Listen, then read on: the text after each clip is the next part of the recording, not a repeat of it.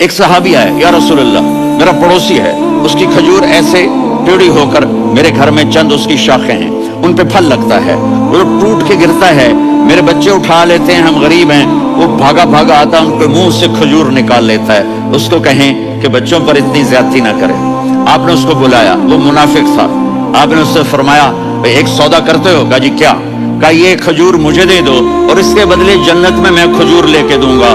وہ کہنے لگا یا رسول اللہ یہ اصل میں میرے بچوں کو بہت پسند ہے, کوئی اور کھجور ہوتی میں دے دیتا, یہ تو میری معذرت ہے. وہ تو منافق تھا, اٹھ کے چلا گیا. ایک صحابی بیٹھے تھے, کہنے لگے یا رسول اللہ اگر میں وہ کھجور لے کے دے دوں تو مجھے جنت میں لے دیں گے؟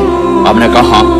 وہ اس کے پیچھے چلے گیا, اے بھائی کتنے میں بیچو گے؟ میں نے کہا جا جا, میں نے اللہ کے نبی کو نہیں دی, تمہیں کیسے دے دوں؟ کہا اچھا بھائی منہ سے بول کتنے لینے ہیں؟ تو اس نے جان چھڑانے کے لیے کہا کہ اپنا سارا باغ مجھے دے دے, کھجور لے لے. تو کہتا ہے پکے ہو, پھرو گے تو نہیں؟ کہا میں پاگل ہوں, میں پھروں گا, مجھے 600 کھجوروں کا باغ مل رہا ہے. میں نے کہا ڈن, کھجور میری باغ تیرا.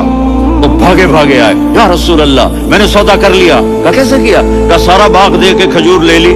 آپ نے کہا پھر میرا سودا بھی بدل گیا, میں اپنی آنکھوں سے دیکھ رہا ہوں کہ اللہ نے تیرے لیے جنت میں ایک گھر نہیں محل بنا دیے سینکڑوں, اور ایک باغ نہیں ہزاروں باغ تیرے لیے تیار کر دیے. یہ ہے ایمان کی نشانی, یہ ہے محبت کی نشانی.